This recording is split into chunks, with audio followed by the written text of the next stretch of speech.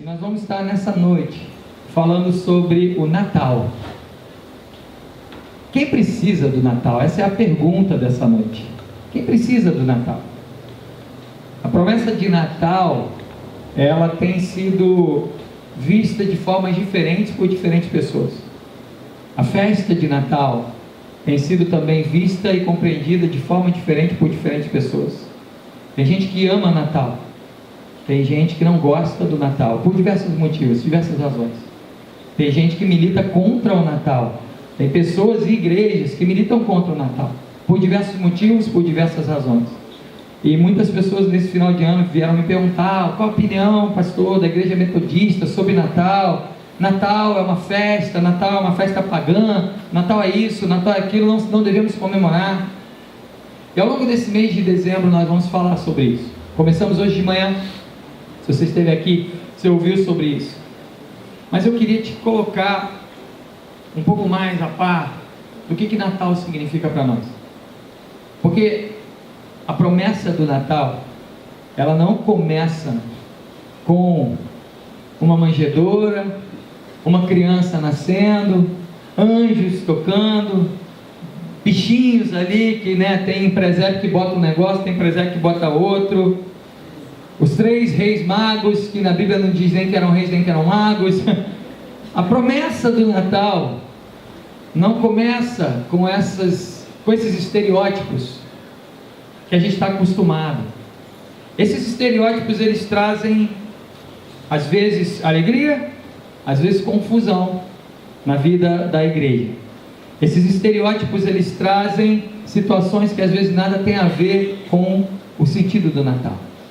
E nós vamos passar por vários textos bíblicos. E se você é cristão, se você congrega aqui conosco há anos, se você vem de alguma outra igreja, ou se você nunca ouviu falar de Jesus, ou se no fundo você só está aqui porque alguém te convidou, mas nem sabe direito se essa história de Jesus é isso mesmo. Essa palavra é para todos nós. Essa palavra é para nós, homens e mulheres, cristãos, não cristãos, porque a verdade, o fato é que Natal é uma festa importante no mundo. Mas para nós, o que significa Natal? Qual é o significado dessa festa? Eu quero te acompanhar, que você me acompanhe nessa leitura desses textos bíblicos. Diz a palavra de Deus no livro de Gênesis, lá no início da Bíblia. Você não vai precisar abrir se você não quiser. Existem vários textos que nós vamos ler, mas lá no início da Bíblia, no início de tudo, começa o Natal para nós. Gênesis capítulo 12, versículos 1 ao 3, diz assim: Ora, o Senhor disse a Abraão: sai da tua terra, da tua parentela e da casa do teu pai, para a terra que eu te mostrarei, e farei de ti uma grande nação, e vou te abençoar, e engrandecerei o teu nome, e tu serás uma bênção, e abençoarei os que te abençoarem, e amaldiçoarei os que te amaldiçoarem, e em ti serão benditas todas as famílias da terra. Natal para nós começa aqui. Natal para nós não significa uma data. Natal para nós não significa dia 24 para 25 de dezembro. Natal para nós começa aqui. Um dia, o Deus dos cristãos, o Deus dos judeus, chamou uma pessoa chamada Abraão, que estava vivendo a vida dela, e que não era um jovem, não era um adolescente, não era uma pessoa com uma vida inteira pela frente, com um espírito aventureiro, daqueles que olham uma oportunidade de negócio, uma oportunidade de investimento e podem perder tudo, porque o tempo de vida na cabeça deles ainda é suficiente para, em perdendo, posso recuperar tudo de novo. Sabe, quando você tem aquela proposta de uma aplicação maravilhosa, mas de risco, e você fica ali: será que eu faço, será que eu não faço? Muitas pessoas colocam a idade como um ponto de resposta, sim ou não. Muitas pessoas colocam a idade como um ponto que vai dizer: olha, eu quero, olha, eu não quero. Quanto mais nova a pessoa, normalmente o espírito empreendedor e aventureiro vai dizer: eu posso fazer isso, porque se der errado, a gente resolve lá na frente. Nesse momento de vida, Abraão já tinha mais de 70 anos de idade. segundo as leis da Previdência, com reforma ou sem reforma, já podia se aposentar, não é verdade? Isso aí, independente do que vai com 70 anos, ele já estava dentro da casa dos aposentados, dos fins de carreira. E Deus faz uma promessa, no mínimo, impossível, incoerente e improvável para esse homem. Impossível porque ele era marido de uma mulher que nenhum filho poderia ter. A história na Bíblia diz que Sara era uma mulher que não podia ter filhos. Se você nunca leu essa história, leia, uma linda história.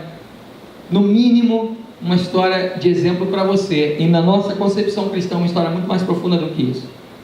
Impossível. Como é que eu sou pai, eu sou marido de uma mulher estéril, que nenhum filho eu posso ter? Eu já tenho 70 anos. Pastor Rodolfo, que está aqui, um dos pastores da nossa equipe pastoral, trabalha com fertilização, trabalha com pessoas que têm dificuldade de engravidar. Eu fico me perguntando, se um casal chegasse para o pastor Rodolfo no consultório dele: olha, pastor, nós queremos ter um filho biológico, e o pastor Rodolfo olhasse para o casal: qual a idade de vocês? Olha, eu tenho 70 e alguns, e ela tem 70 e alguns, e nós queremos ter um filho. Eu me pergunto qual seria a resposta do pastor Rodolfo. Muito provavelmente ele ia indicar uma lista de orfanatos para adoção, né? Olha, vocês podem tentar adotar alguns filhos, podem tentar outras maneiras, né? Mas biologicamente fica complicado, né, pastor Rodolfo? E foi nesse momento que o Deus dos judeus faz uma promessa dessa. E ele fala mais, ele fala: olha, eu vou te abençoar e vou te engrandecer o seu nome. Mas a promessa era tão incoerente, que como ele vai abençoar uma pessoa tirando ela do lugar onde ela era conhecida? Porque onde nós temos uma vida estável, onde nós temos uma reputação, onde nós temos um negócio consolidado, ali é o lugar de ser abençoado. Agora, me tirar daqui para me levar para um lugar no fim da minha vida e me abençoar e me fazer uma grande nação, e aí vem a coisa mais improvável ainda dessa promessa: em ti serão benditas todas as famílias da terra. E eu quero dar um dado histórico para você aqui. Se você está acostumado a ler a Bíblia, talvez você perceba o que eu vou falar agora, mas senão você vai entender algo. Nessa época, na época do que nós chamamos do Antigo Testamento, a época antiga da Bíblia, uma nação não abençoava a outra, uma nação lutava contra a outra, uma nação escravizava a outra, ou era escravizada pela outra. Uma nação disputava terras com a outra, uma nação disputava poder com a outra. Se você liga a televisão hoje e vê uma guerra como a da Palestina e dos judeus de Israel, você entende um pouquinho aquilo que ao longo de anos e séculos tem acontecido na história. Povos não abençoavam povos naquela época, e esse Deus faz uma promessa e fala: olha, em ti serão benditas todas as famílias da terra. Quando a gente lê a Bíblia, nessa parte mais antiga, não sei quanto a vocês, mas muitos se questionam o porquê de tanta violência, o porquê de tanto sangue derramado, o porquê, como isso pode ter vindo de um Deus tão gracioso. Mas uma das respostas para isso é que nós só pensamos assim porque nós estamos do outro lado da história. Não sei se você já parou para pensar nisso. Houve uma época, sendo você cristão, budista, espírita, ateu, houve uma época da história, acredite ou não, em que a história mudou, e que essa época ela definiu uma história chamada antes e depois de Cristo. Seja ele um Cristo fictício para você, seja ele o Cristo, o Senhor dos Senhores, seja ele alguém excêntrico, essa história mudou. E a nossa concepção de direitos humanos, de violência, de crueldade, só é como é hoje, porque nós estamos do outro lado dessa história. Se talvez nós vivêssemos na Palestina com pessoas que estão vivendo ainda uma história que não teve essa mudança, para nós tudo seria normal. As guerras, os massacres, a escravidão, o sangue derramado, assim caminha a humanidade para muitas pessoas, e era assim nessa época.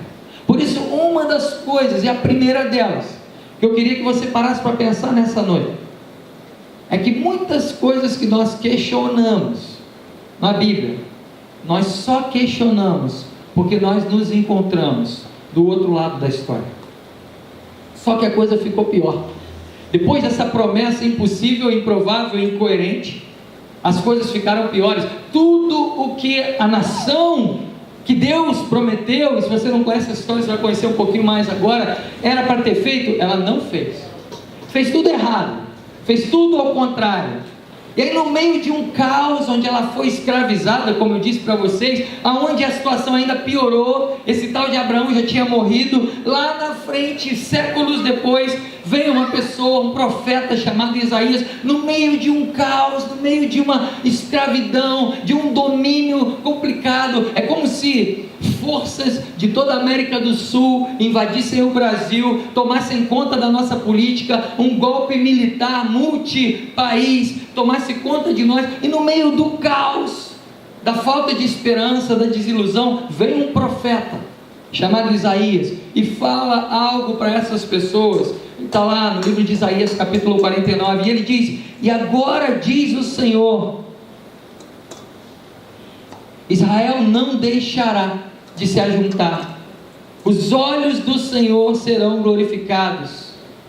E ele diz: também dei a você, Israel, como luz para todas as pessoas, para seres a minha salvação até as extremidades da terra. E eu queria que você pensasse sobre isso comigo. Peraí, vamos pensar um pouco na história.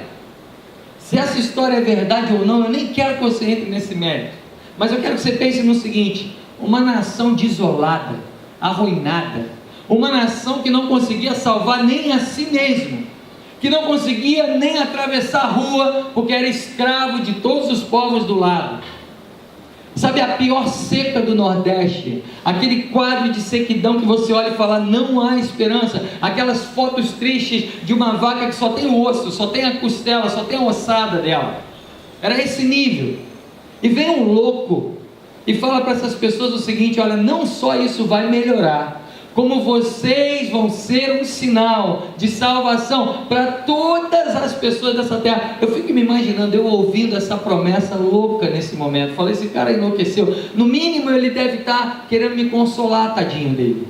A intenção é boa, mas coitado dele, ele não está vendo a realidade. Ele não está vendo que eu estou morrendo, que eu não consigo nem comida para minha casa, que eu não consigo nem alimentar meus filhos. Ele quer ainda algo da minha vida. É como aquele pai que vê o filho. Nós fomos na escola do meu filho há 2 meses atrás, e tinha um festival de arte, né? Arte já é polêmica por ser arte, né, Guilherme? Digam os artistas. Uma criança então fazendo arte é mais polêmico ainda. E eu fiquei me perguntando, meu filho fez um desenho, e ele falou que o desenho era eu. Meu sogro falou que é parecido comigo, gente. Meu sogro falou que é. Eu não achei não. Estava mais para um disco voador com 3 perninhas do lado. Meu sogro falou, olha, sua cabeça parece com esse desenho aí. Sogro pode, né, irmão? Genro que não pode responder de outra maneira. Adiante desse caos, desse desenho, eu ainda tive a coragem de virar para o meu filho e falar para ele o seguinte: olha, que desenho maravilhoso. Tá igualzinho o papai. Sabe quando seu filho faz uma bagunça? Quando seu filho, se você tem filho, você está entendendo um pouquinho melhor o que eu estou falando? Sabe quando seu filho faz aquela coisa e você vai, e ele vem com aquela cara? Esse mesmo filho que fez esse desenho, não, o outro mais velho, perdeu no futebol agora. Ele ama futebol, perdeu feio, perdeu de lavada, foram eliminados.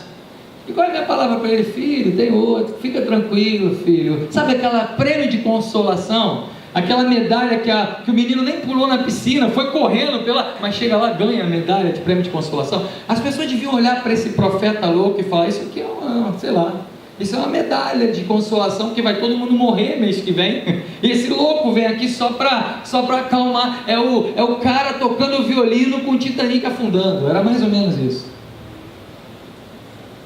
E como diria a Lady Murphy, não há nada tão ruim que não possa ser pior.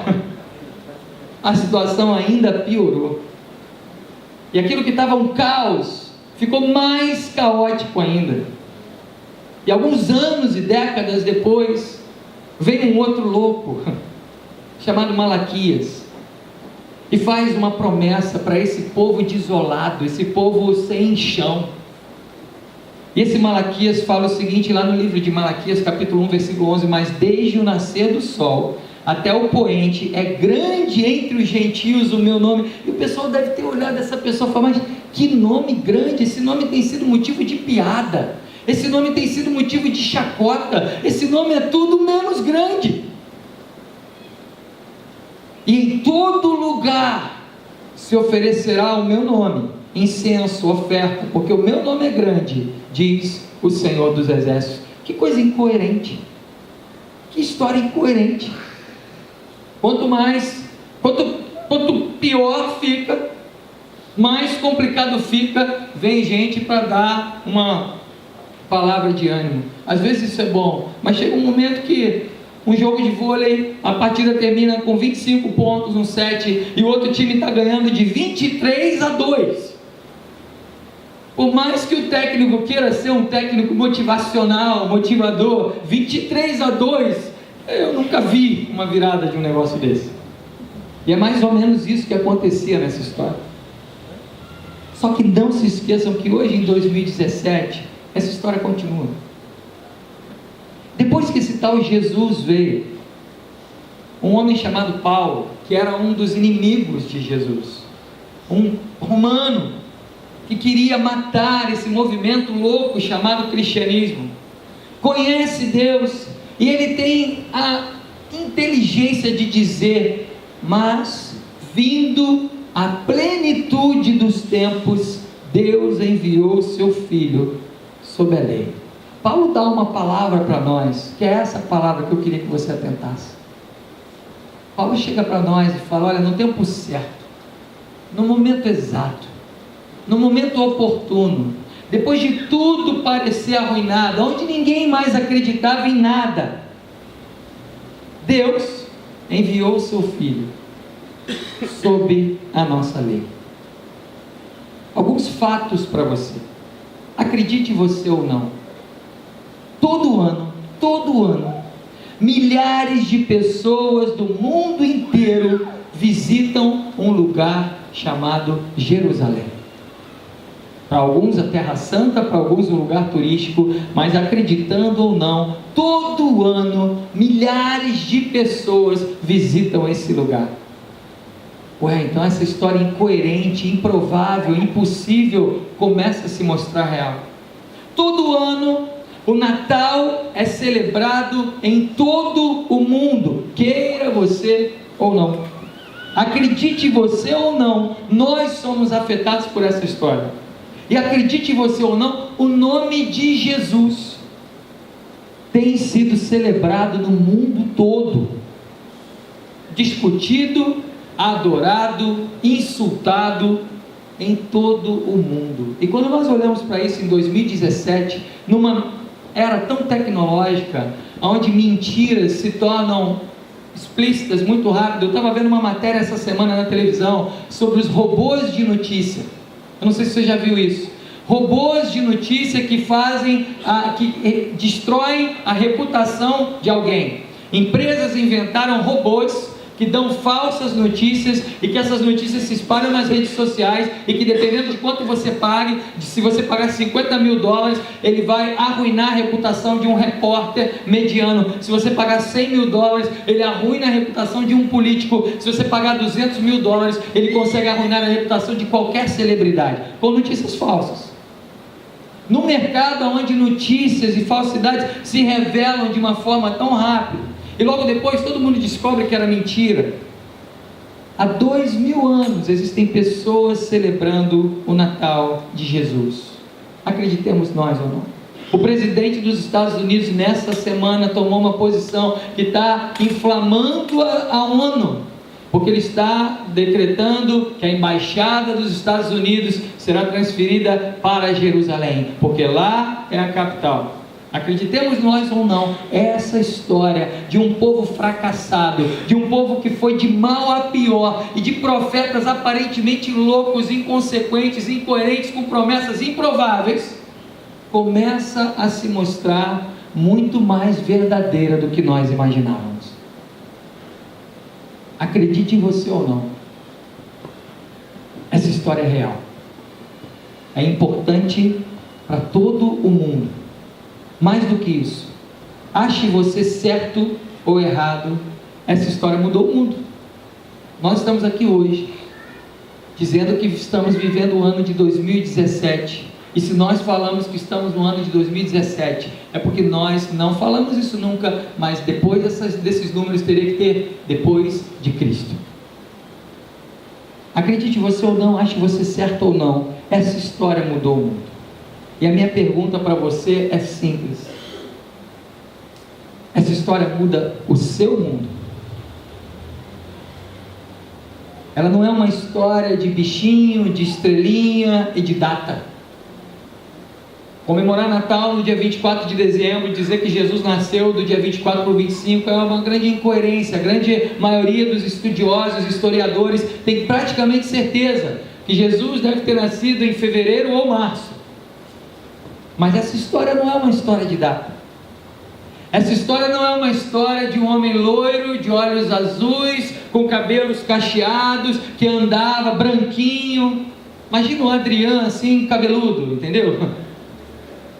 Esse é o Jesus que a gente pinta por aí, né? A gente vê nos quadros, lourão, bonitão, olhos claros, andando, fazendo aquelas coisas bonitas. Essa não é uma história de um Jesus de olhos claros. Não é uma história política. Não é uma festa romana do Deus Sol. Não se trata de ter sido em fevereiro ou em dezembro. Se importar com isso é perder o melhor da festa. Não celebrar Natal, não entender o sentido do Natal e discutir filosofia, comércio, capitalismo, por causa disso é perder o melhor da festa. Natal é algo muito mais profundo do que isso. A comemoração que nós temos nesse mês, e não importa se foi nesse mês, eu quero dar o maior exemplo para a minha vida disso. Eu entrei numa discussão de pessoas que militam contra o Natal. Existe isso. Pessoas de diversas religiões, inclusive cristãos, que militam contra o Natal. E eu respeito essas pessoas, eu respeito igrejas que pensam assim, mas eu olho para isso e eu falo, estão perdendo o melhor da festa. Eu quero dar um exemplo para vocês,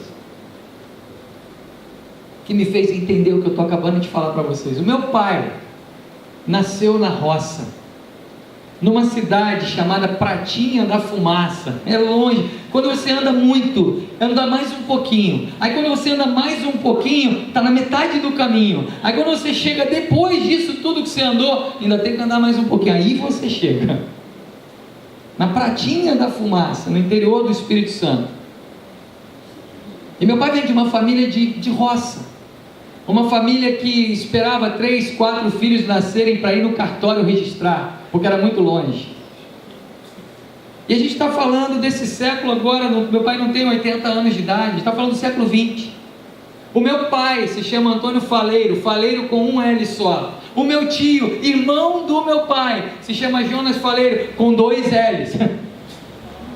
O filho do meu tio, ele tem 4 filhos, 2 filhos dele, 2 tem Faleiro com um L só e 2 tem Faleiros com 2 L. Ninguém entende isso, nem eu. E aí a gente começa a descobrir, não, é porque o cartório lá era confuso, era roça. O meu pai até hoje, o meu tio até hoje não podem ter certeza absoluta da data que eles nasceram. Eles falaram, olha, eu acho que foi esse dia, mas se não foi, a gente comemora nesse dia. Eu dou parabéns para o meu pai todo dia 19 de fevereiro. Mas se um dia eu descobrir que meu pai nasceu em março ou em abril, eu vou ficar surpreso. Mas sabe o que acontece? Ele não tem absoluta certeza de que o dia que ele nasceu é o dia que ele nasceu, mas eu tenho absoluta certeza de que ele nasceu e de que ele é o meu pai, e eu estou aqui por causa dele. Ele continua sendo meu pai. Ele continua representando tudo para mim. Ele continua sendo alguém maravilhoso para mim. Ele continua sendo alguém, se o meu tio tem 2 L, se meu primo tem 2 L, se eu tenho um L só, isso não importa. O que importa nessa comemoração que nós fazemos é que ela marca a história de um Deus que continua agindo nessa terra, acredite você ou não. Ele continua sendo Deus, e principalmente um Deus confiável. Um Deus que faz uma promessa louca a um homem chamado Abraão, senhor de idade, que qualquer psicólogo diria para nós: não faça isso, você vai frustrar os poucos sonhos que esse velho tem.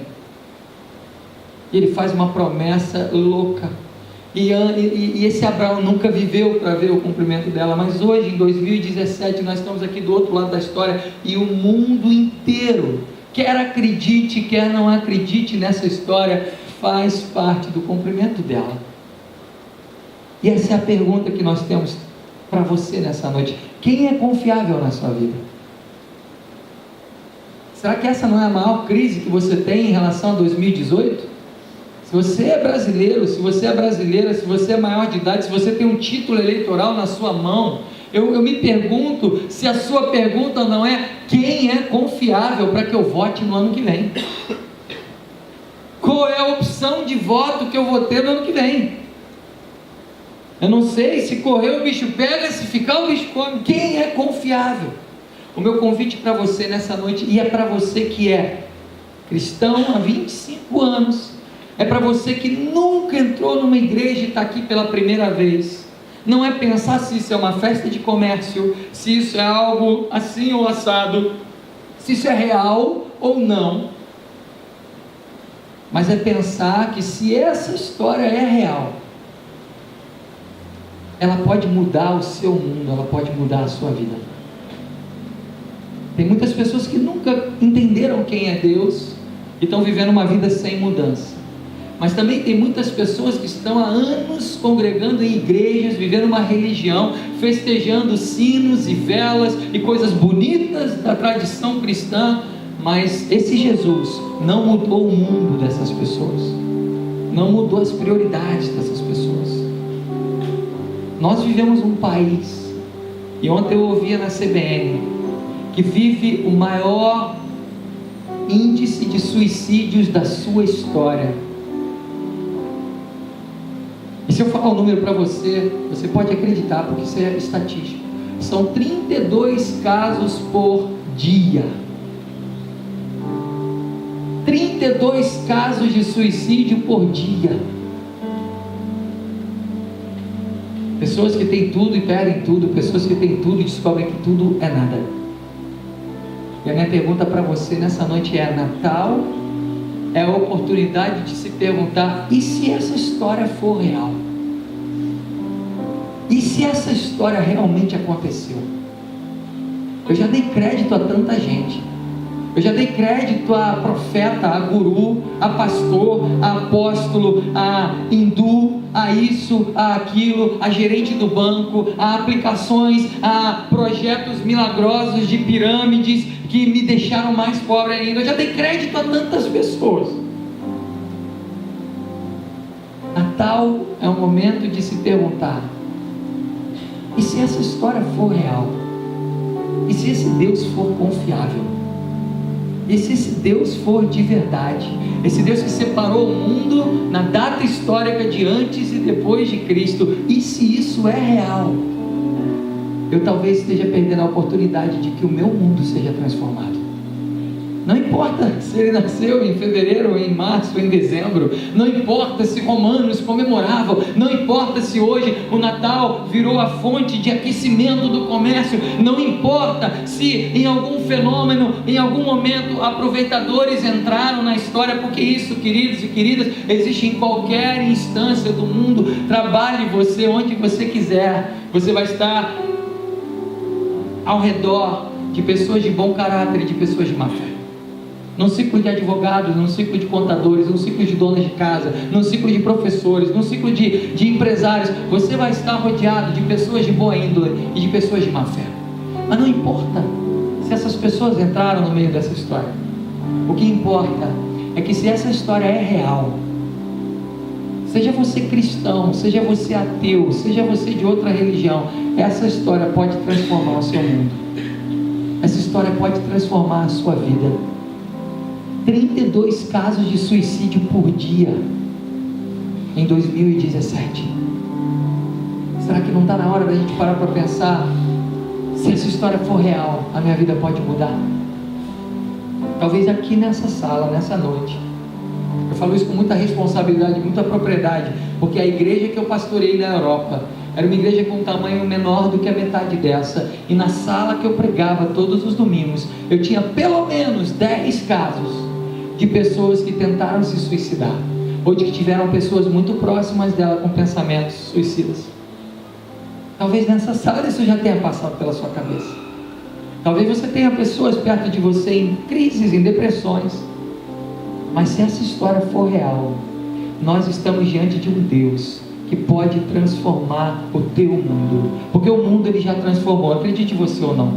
A história já foi transformada, a data do calendário já mudou. Seja você judeu, ateu, cristão, budista, espírita, isso já foi mudado, isso é um fato. Mas o teu mundo pode mudar. Seja você cristão, metodista de anos, seja você alguém que está aqui pela primeira vez, o teu mundo pode mudar com a história do Natal de Jesus Cristo. Amém? Eu quero orar com você. Diante dessa celebração de batismo, nós não podemos pregar outra coisa. Batismo é a convicção, é a decisão de dizer: Jesus existe para mim e Jesus mudou o meu mundo. Eu quero convidar você a se colocar em pé, e se você quiser nessa noite orar por isso, seja você um cristão que tem caminhado na igreja, seja você alguém que foi recebido aqui nessa noite, tenha você algum parente que está numa situação muito difícil, ou seja você alguém que entrou aqui pela primeira vez e tem dúvidas até mesmo sobre a existência de Jesus ou não, eu quero convidar você a pensar nessa possibilidade. Se Jesus é real, Ele pode mudar o seu mundo, Ele pode mudar a sua história.